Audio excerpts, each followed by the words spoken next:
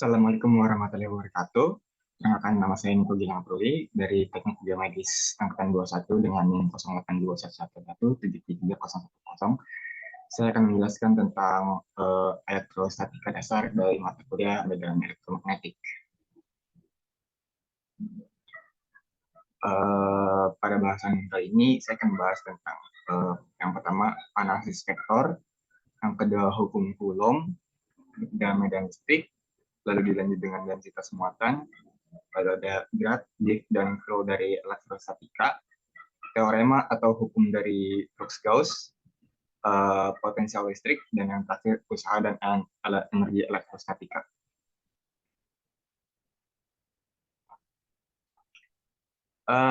Yang pertama, analisis vektor. Seperti yang kita tahu, pada besaran skalar adalah besaran yang hanya memiliki nilai besaran saja tanpa memiliki arah, dan besaran vektor adalah besaran yang memiliki nilai besaran dan arah. Contoh dari besaran skalar adalah massa, panjang, waktu, suhu, dan kecepatan. Dan besaran skalar hanya dapat diukur dengan satuan yang memiliki dimensi yang sama. Seperti contoh kilogram untuk massa, meter untuk panjang, dan detik untuk waktu.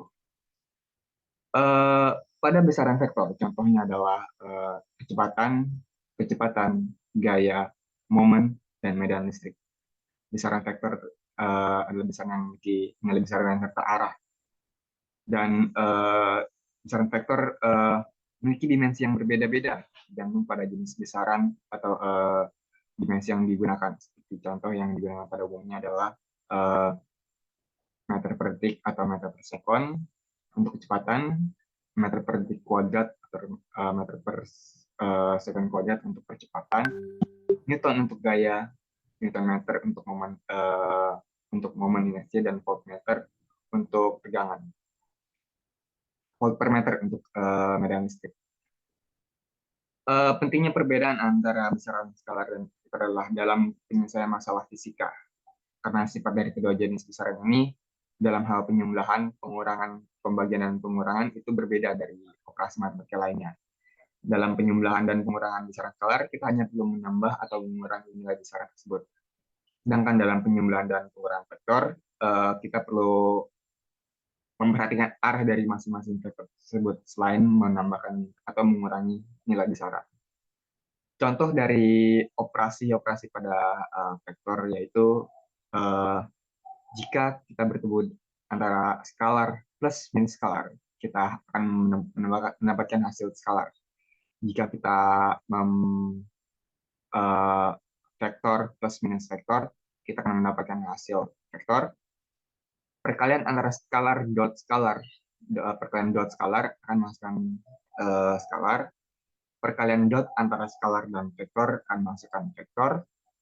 Perkalian dot antar vektor dan dengan vektor akan menghasilkan nilai skalar.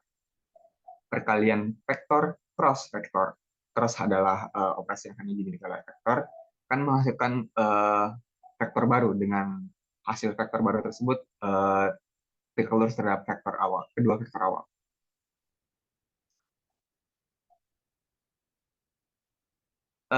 Dalam menganalisis vektor kita juga perlu tahu informasi ruang, dan informasi ruang bisa diketahui dari sistem koordinat. Sistem koordinat yang paling umum dipakai pada awalnya adalah sistem koordinat Cartesian, sebuah sistem koordinat yang dibentuk oleh tiga buah garis lurus yang saling tegak lurus, dan tiga garis lurus ini membentuk sebuah x, y, z dalam sistem koordinat ini. Selanjutnya ada sistem koordinat silindris yang terdiri dari tiga variabel yaitu r, theta, dan z. Variabel r dan theta merepresentasikan koordinat dalam bidang datar atau bidang XY. Variabel r mempresentasikan koordinat dalam sumbu z atau bidang vertikal. Koordinat r mempresentasikan jarak objek dari sumbu z. Koordinat z mempresentasikan sudut antara sumbu x dan vektor posisi objek dalam bidang XY. Dan koordinat z representasikan jarak objek dari bidang XY atau bisa dibilang tinggi suatu bidang. Dalam suatu koordinat silindris, sebuah titik dapat direpresentasikan dalam bentuk r, theta, z. X jika ekuivalensi X dalam bidang kartesian ke bidang silindris bernilai R cos theta, ekuivalensi dari Y dari kartesian ke silindris adalah R sin theta, Z tetap sama, Z sama dengan Z. Untuk mencari R adalah akar X kuadrat plus Y kuadrat dalam bidang kartesian, dan untuk mencari theta adalah tan inverse arcus tangen dari Y per X.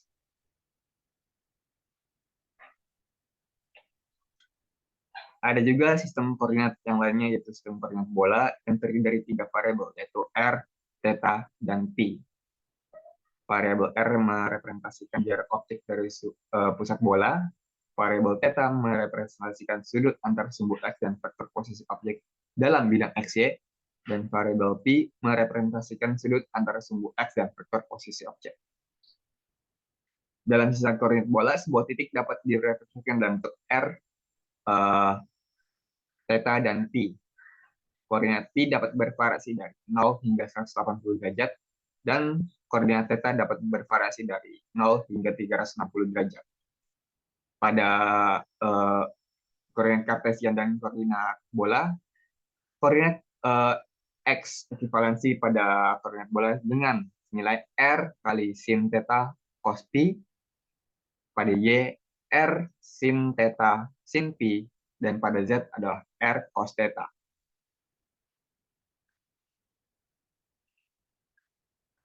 Sistem koordinat silindris dan bola umumnya digunakan dalam berbagai aplikasi fisika, seperti dalam mekanika kuantum, elektromagnetik, dan mekanika fluida. Keduanya memudahkan pemodelan objek dalam ruang tiga dimensi dan memberikan representasi yang jelas tentang posisi dan arah objek dalam bidang koordinat yang diinginkan. Lalu kita masuk ke hukum Coulomb. Hukum Coulomb adalah hukum fisika yang digunakan untuk menghitung gaya elektrostatis yang terjadi antara dua buah benda yang bermuatan listrik. Hukum Coulomb dinyatakan bahwa gaya elektrostatis antara dua buah benda bermuatan sebanding dengan hasil kali dari muatan kedua benda tersebut dan berbanding terbalik dengan kuadrat jarak antara kedua benda tersebut. Dengan kata lain, semakin benda tersebut semakin besar muatan pada dua benda yang berdekatan, semakin besar gaya elektrostatis yang akan diberikan. Dan semakin jauh jarak antara kedua benda, maka semakin kecil gaya elektrostatis yang diberikan. Secara matematis, di hukum Coulomb dapat didefinisikan melalui F sama dengan K kali Q1 kali Q2 per R kuadrat. Dengan F adalah gaya elektrostatis antara dua buah benda dalam Newton. K adalah konstant Coulomb, yaitu 9 kali 10 pangkat 9 Newton meter kuadrat per C kuadrat. K juga bisa ditemui dalam beberapa bentuk, yaitu K sama dengan 1 per 4 pi epsilon 0, di mana epsilon 0 adalah permisivitas vakum. Lalu Q1 dan Q2 adalah pemuatan listrik pada masing-masing benda dalam Coulomb. R adalah jarak antara kedua benda dalam meter. Hukum Coulomb juga menjelaskan bahwa bermuatan sejenis akan saling tolak-menolak dan muatan berlawanan jenis akan tarik-menarik.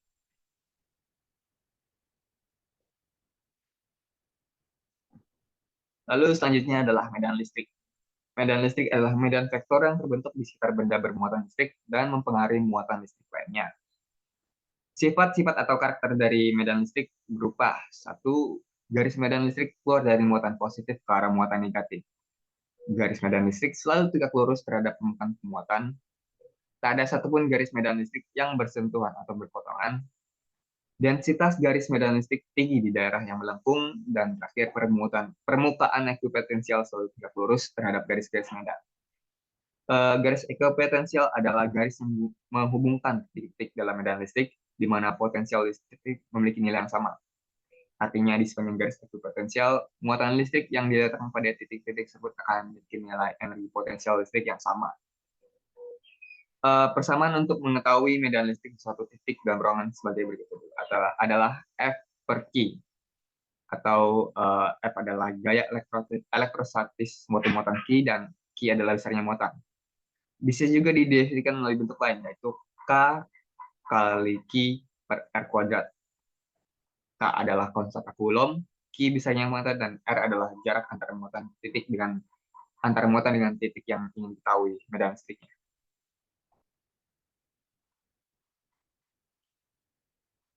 Pada medan listrik dibagi menjadi dua, yaitu muatan diskrit dan muatan kontinu. Pada muatan diskrit, eh, medan listrik pada suatu titik dalam sistem diskrit dapat dihitung dengan menggunakan hukum Coulomb dan prinsip superposisi. Prinsip superposisi menyatakan bahwa medan listrik pada suatu titik akibat dari beberapa muatan listrik adalah hasil penjumlahan medan listrik pada titik tersebut yang disebabkan oleh setiap muatan listrik secara individual. Dengan kata lain, pada muatan listrik kita dapat mengetahui nilai total medan listrik tersebut melalui kumpulan-kumpulan muatan listrik yang ada di titik tersebut. Muatan pada satu titik bisa diketahui dengan medan listrik suatu muatan pada suatu titik bisa diketahui dengan rumus K Q per R kuadrat seperti yang tadi kita tahu dengan sebuah arah R, dan K bisa dibentuk bisa ditemu dengan bentuk lain, yaitu 1/4 Pi kali epsilon 0. Sedangkan jika pada diskrit, yaitu pada satu titik terdapat kumpulan muatan-muatan listrik lainnya, kita bisa mengetahui dengan rumus 1/4 Pi epsilon 0 atau K sigma Q1 per R2 kuadrat. Tergantung dengan jumlah muatan titik yang diketahui.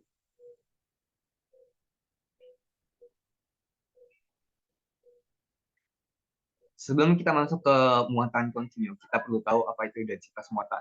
Densitas muatan adalah jumlah muatan listrik yang terdapat pada suatu area atau volume tertentu. Densitas muatan sering dilambangkan dengan huruf rho dan dihitung sebagai rasio atau perbandingan antara jumlah muatan listrik Q dan volume atau luas yang terlibat, sehingga memiliki satuan Coulomb per meter kubik atau cm per meter kubik atau Coulomb per meter persegi, cm per meter kuadrat. Densitas muatan bisa ada terdapat 3, tergantung dengan bidang yang digunakan. Pada densitas linear dinotasikan dengan lambda, yaitu Q per L, di mana Q adalah jumlah muatan dan L adalah panjang kawat atau distribusi muatan linear lainnya. Jika untuk mengetahui suatu densitas muatan, misal sebuah benda yang memiliki perpanjangan atau diketahui panjangnya, kita bisa mengetahui muatan linear atau lambda. Nah, itu selanjutnya rapat muatan atau sigma. Dinotasikan sigma sama dengan Q per A. Q adalah jumlah muatan dan A adalah luas permukaan yang terlibat. Kita bisa menggunakan densitas muatan A jika kita menggunakan benda atau berisian dengan benda yang bentuknya adalah luasan. Lalu yang terakhir adalah rapat muatan atau densitas volumetrik. Rho. Q sama dengan Q per volume. Q per V. Q adalah jumlah muatan dan V adalah volume yang terlibat.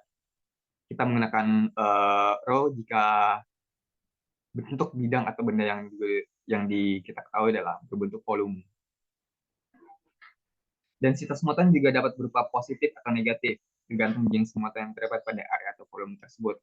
Dalam beberapa aplikasi seperti kapasitor atau benda penghantar listrik lainnya, densitas muatan sangat penting untuk diperhitungkan dalam menentukan sifat medan listrik atau arus listrik yang terjadi pada benda tersebut.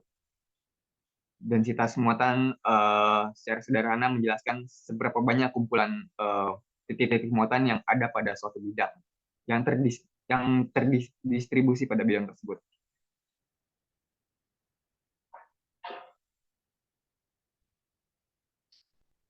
Lalu kita masuk ke medan listrik muatan kontinu.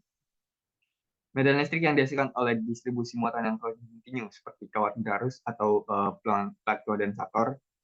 Pada kasus ini, distribusi muatan yang tidak terbatas pada titik-titik diskret, melainkan terdistribusi secara kontinu dalam garis permukaan atau volume.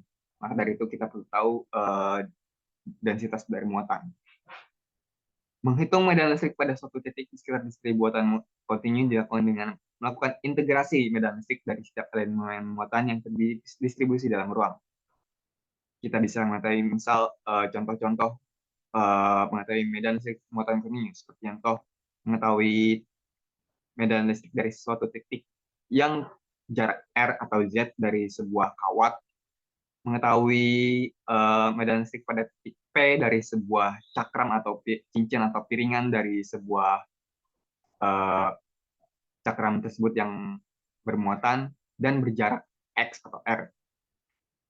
Lalu kita juga bisa mengetahui muatan dari uh, benda berbentuk bola, baik di dalam bola ataupun di dalam bola, dengan jari-jari R kecil dan R besar.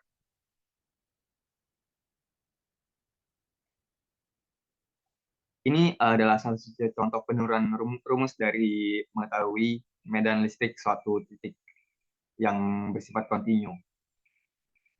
Bisa kita lihat dari keempat persamaan ini ada satu karakteristik yang sama di setiap persamaan, yaitu 1/4 pi kali epsilon 0, yang dimana itu adalah K. 1/4 pi epsilon 0 pada persamaan umum medan listrik adalah K kali Q per R kuadrat. Sehingga kita bisa mengubah bentuk Q per R kuadrat menjadi bentuk-bentuk lain. Seperti misal lambda per dx kali per R kuadrat, X Q per X kuadrat plus R kuadrat, pangkat 3/2, 2 lambda L per Z akar kali Z akar Z kuadrat, atau dalam bola adalah 1/4 pi epsilon 0 kali agar alat ini seharusnya kali perbandingan atau rasio panjang R kecil per R besar untuk mengetahui Q yang terlingkupi. Kita bisa mengetahui dari setiap masing-masing ini K diubah ke bentuk lainnya, yaitu 1/4 pi epsilon 0. Perbedaan antara diskrit dan kontinu terletak pada cara menghitung medan listriknya. Pada sistem diskrit, medan listrik dihitung dengan menggunakan hukum Coulomb dan penambahan total banyaknya muatan. Sedangkan pada sistem kontinu, medan listrik dihitung dengan menggunakan rumus integral. Lalu kita masuk ke grad, diff, dan curl. Grad, diff, curl adalah operator matematika vektor yang digunakan dalam kalkulus vektor atau analisis vektor untuk menghitung medan vektor. Setiap operator memiliki arti geometris dan fisik yang berbeda dan dapat memberikan informasi tentang sifat-sifat medan vektor yang dihasilkan oleh muatan listrik atau magnet. Yang pertama, gradien atau grad. Gradien adalah operator vektor yang menunjukkan arah dan besarnya perubahan maksimum dalam medan skalar pada suatu titik. Secara matematis, grad dinyatakan sebagai nabla F atau segitiga terbalik F. Segitiga terbalik disebut dengan nabla. Grad F sama dengan do F per do X arah sumbu I plus do F per do Y arah sumbu Y plus do F per do K arah sumbu Z, di mana I adalah vektor satuan dalam arah sumbu X, Y adalah vektor satuan dalam arah sumbu Y, dan K adalah vektor satuan dalam arah sumbu Z. Secara geometris, gradien medan skalar menunjukkan arah dan besarnya temukan maksimum dalam medan skalar dalam satu titik. Lalu selanjutnya ada divergensi atau diff disebutnya diff. Divergensi adalah operator vektor yang mengukur seberapa banyak medan vektor yang muncul dari suatu titik dan dapat dinyatakan sebagai jumlah flux keluar dari permukaan kecil yang menutupi titik tersebut. Secara matematis, diff dinyatakan sebagai nabla F atau diff F sama dengan diff adalah operasi dot dengan operasi yang ingin diketahui. Diff F adalah do Fx per do X plus do Fy per do Y plus do Fs Fz per do Z, turunan parsial Fz. Secara geometris, divergensi menunjukkan apakah suatu medan vektor berasal dari suatu sumber atau tenggelam ke dalam suatu pusat. Divergensi menunjukkan bahwa medan vektor berasal dari suatu sumber, dan divergensi menunjukkan medan vektor tenggelam ke dalam suatu pusat. Lalu selanjutnya adalah curl. Curl adalah operator vektor yang mengukur rotasi atau perputaran suatu medan vektor pada suatu titik. secara matematis curl dinyatakan sebagai nabla cross dari F, di mana menggunakan matriks yaitu do Fz per do Y dikurang do Fy per do Z arah I ditambah do Fx per do Z dikurang do Fz per do X arah J ditambah do Fy per do X dikurang do Fx per do Y arah K, dengan masing-masing I adalah persatuan dalam arah sumbu X, J adalah vektor satuan dalam arah sumbu Y, dan K adalah vektor satuan dalam arah sumbu Z. Secara geometris, curl menunjukkan apakah suatu medan vektor mengalami rotasi pada suatu titik. Curl positif menunjukkan bahwa medan vektor berputar searah jarum jam, dengan curl negatif berputar berlawanan arah jarum jam.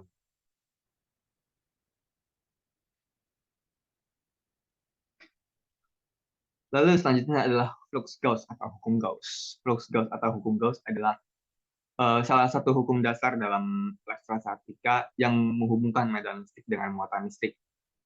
Hukum Gauss menyatakan bahwa flux medan listrik yang melintasi sebuah permukaan tertutup sama dengan muatan listrik bersih yang terdapat dalam permukaan tersebut, dibagi dengan konstanta vakum epsilon 0 atau permisivitas vakum. Flux Gauss bisa dinotiskan dengan sigma sama dengan Q per E0, di mana integral tertutup dari medan listrik kali dA sama dengan Q encapsulated per epsilon 0. Sigma E adalah flux medan listrik yang melintas permukaan tertutup, E adalah medan listrik, dA adalah elemen luas pada permukaan tertutup, dA bisa diganti dengan dV pada volume atau dL pada bidang berbentuk panjang. Q adalah muatan listrik bersih di dalam permukaan tertutup, dalam hal ini Q encapsulated adalah Q yang terlingkupi, dan epsilon 0 adalah konstanta vakum bernilai 8,85 kali 10 pangkat min 12 Coulomb kali Coulomb kuadrat per Newton meter kuadrat.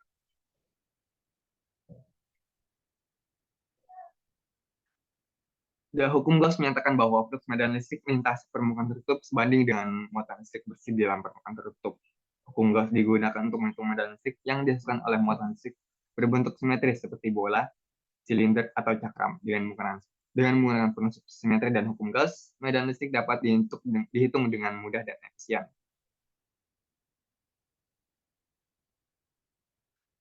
Lalu selanjutnya adalah potensial listrik. Potensial listrik adalah besaran skalar yang menggambarkan energi potensial persatuan muatan pada suatu titik dalam medan listrik.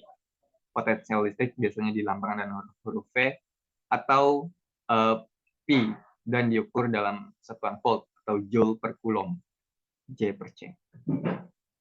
Potensial listrik dilambangkan dengan F per Q sama dengan K kali Q per R. Ini harusnya K Q per R ya. Dengan K adalah konstanta Coulomb, Q adalah muatan listrik yang masuk ke medan listrik, dan R adalah jarak antar muatan listrik. Dalam medan listrik, potensial listrik pada suatu titik tergantung pada jaraknya dari muatan yang menghasilkan medan listrik dan besarannya. Semakin dekat jaraknya dengan muatan, semakin besar potensial listriknya. Potensial listrik diukur relatif terhadap potensial di titik referensi, yang biasanya dipilih sebagai tak terhingga atau nol. Potensial listrik dan medan listrik berkaitan erat. Medan listrik adalah turunan potensial listrik dan dapat dihitung dengan mengambil turunan potensial listrik terhadap posisi dalam ruang. Potensial listrik bersifat skalar sehingga tidak memiliki arah atau orientasi tertentu. Potensial listrik pada suatu titik dalam ruang hanya bergantung pada muatan yang menghasilkan medan listrik dan jaraknya dari titik tersebut. Potensial listrik tidak bergantung pada lintasan. Berbeda dengan medan listrik, potensial listrik tidak bergantung pada lintasan yang dilalui oleh muatan dalam medan listrik. Dan potensial listrik pada suatu titik dalam medan listrik hanya bergantung pada muatan yang menghasilkan medan listrik dan jaraknya dari titik tersebut. Penurunan rumus dari titik A dan titik B pada gambar terdapat lintasan A ke B, di mana medan listrik dikali dL sama dengan 1/4 pi epsilon 0 kali Q per R A dikurang Q per RB. di mana Q per RA dan min dan Q per RB adalah medan pada titik A dan titik B. Karena potensial listrik tidak bergantung pada lintasan, kita bisa langsung mendapatkan P sama dengan integral E kali dl dengan batas AR atau sama dengan 1/4 pi epsilon 0 kali Q per RA atau jarak dari B ke A.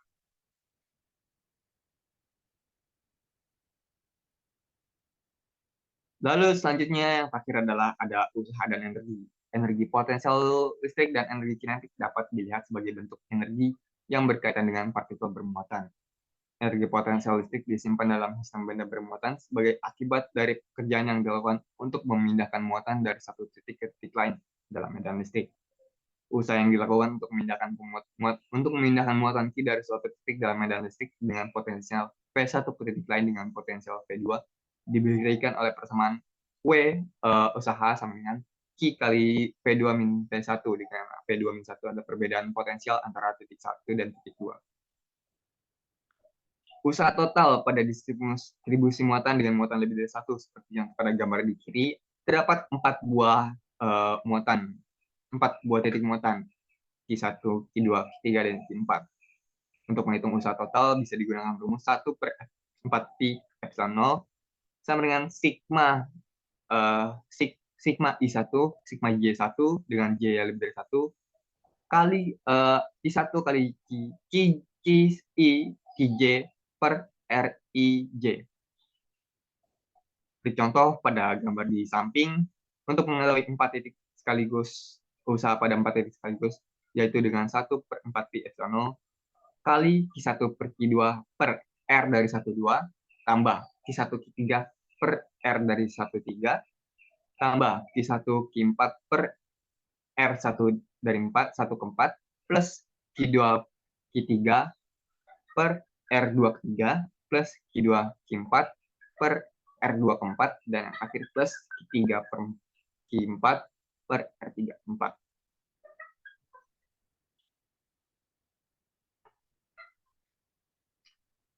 Sekian penjelasan saya tentang elektrostatika dasar yang tadi meliputi analisis vektor yang menjadi basis dari elektrostatika, yang dilanjut dengan gradien dan divergensi dan curl dari vektor. Lalu ada juga hukum Coulomb dan medan listrik. Lalu ada juga hukum Gauss yang menjelaskan hubungan antara medan listrik dan muatan listrik. Dan yang terakhir tadi adalah potensial listrik dan energi potensial listrik dengan usahanya. Sekian penjelasan saya. Mohon maaf adalah kesalahan kata. Saya akhiri. Waalaikumsalam warahmatullahi wabarakatuh.